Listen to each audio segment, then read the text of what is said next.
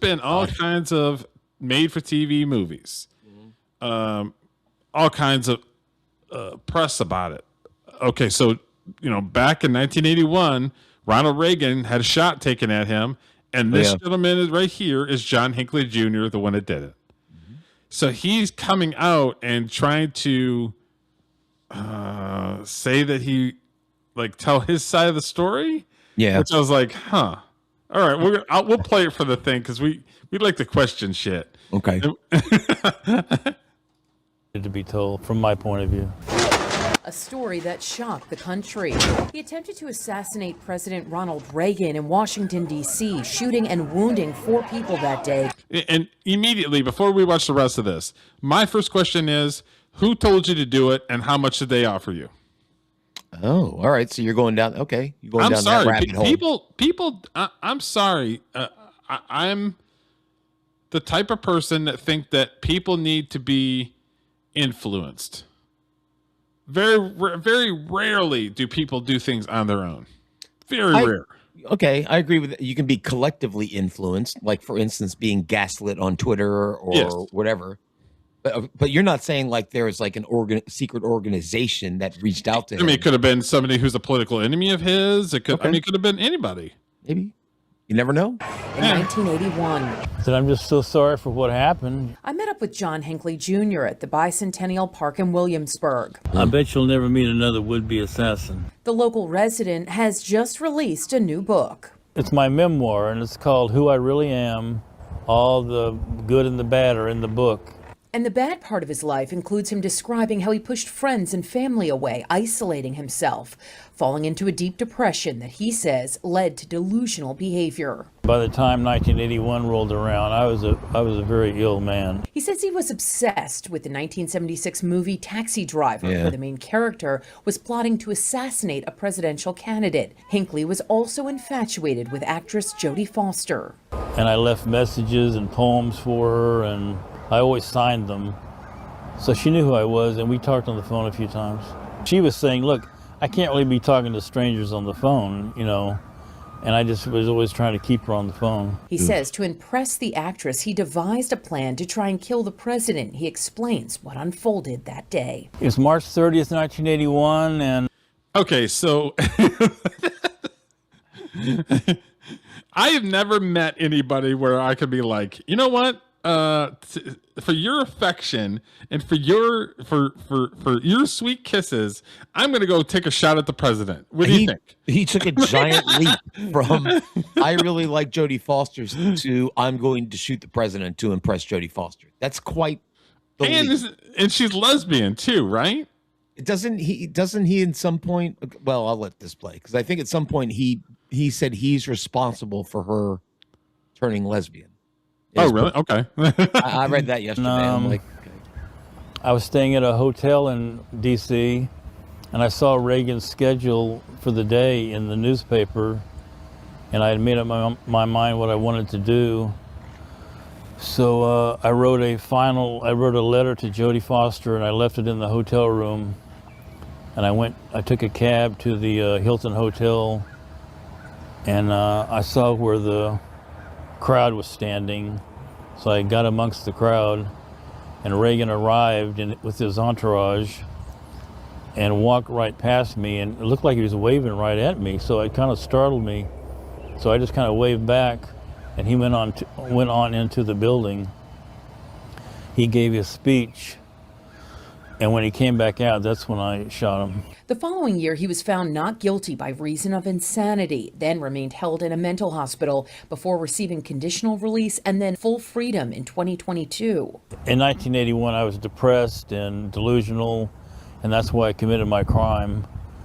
But I'm so far removed from that now. I feel so much better now, and my life now is devoted to music and art. Art that he's sold and music that he puts online, but says he's had trouble getting the owners of music venues to allow him to play live. Then the owner of the venue at the last minute.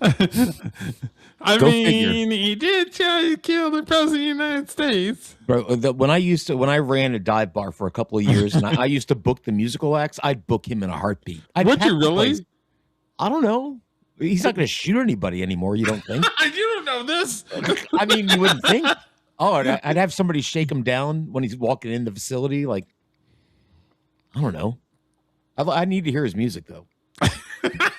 What's all these wacky, like Charles Manson was the same thing. He was like a musician. All these wacky people are musicians. Does he has a YouTube channel, doesn't he? I don't know, but after the show, I will go look. Let me look it up real quick. Let's see. John Hinckley Jr. I want to hear some John Hinckley Jr. jams. While you're looking it up, just a little story to tell you how old I was. So let's see. In 81, I would have been 12, 13 in middle school. And I remember all of us being pulled into the library to watch the coverage. Oh, yeah. I remember that being a little kid, for sure. Mm-hmm. Yep. It was the same with the space shuttle when it blew up. We all got pulled out of class. Ooh, here we go. All right. I Have No Mouth and I Must Scream. That's a Harlan Ellison sci-fi book. How y'all doing? Hope you're doing great. I'm going to do one of my latest original songs. Let's go. Hope you like it. Nice. A little G chord. Life can be a nightmare. Life can be a dream. I have no mouth and I must scream. We might have to start talking about John Hinckley Jr. a lot. I need to. Just saying, some podcasts have Riff Raff, some have Corey Feldman. We could have a murderer or attempted murderer. We need to step it up. I agree. I'm trying to get him invited to the studio. He can come hang out and jam.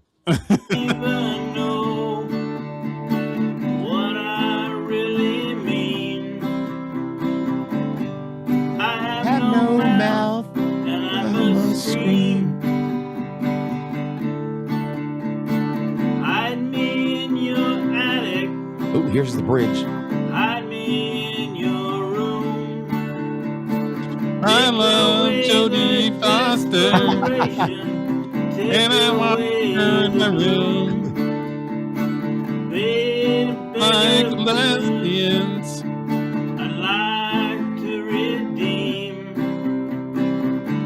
I'm sorry I shot Reagan. That was mean. I was the originator, the first one on the scene. I have no mouth and I must scream. Hide me in your attic.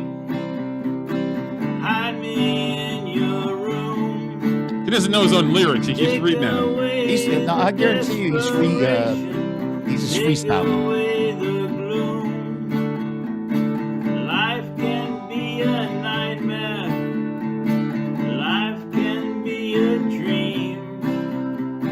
It's pretty deep. I have no mouth and I must scream. See, nobody's listening to him, but he's got something to say. I have no mouth. You don't even know. All right, wrap it up there. What I really mean. It's good. I like him. He's good. I don't hate it.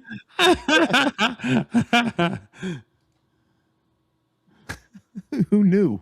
Me. And it's very frustrating because I know I could put on a good show and sing my songs and make the people happy. I also spoke to the ghostwriter who helped him put the book together. And I just figured there was much more to him than this, and there was his music career, his college life, his life on the inside when he was institutionalized for a while, his relationships. I just felt like this was a full story that needed telling. Early on, it was hard dredging up all those memories because I'd kind of push them in the back.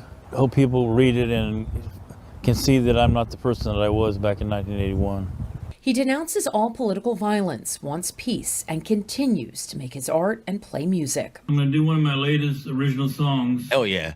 Hope you like it. I think the public would be attending a good concert if I could just put on the show. Life can be a nightmare. In Williamsburg. Life can be a dream. It's pretty catchy, I can't lie. We might have to use that for a bumper. I'm just saying. I'm taking it to the next level. I'm going to reach out to him and see if my band wants to do a cover of a John Hinckley Jr. song. What do you think of that?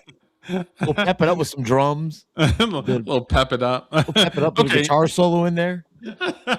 Fucking awesome. But it's pretty crazy that a gentleman that tried to kill the president of the United States has a YouTube channel. 2026. What in the hell is going on right now?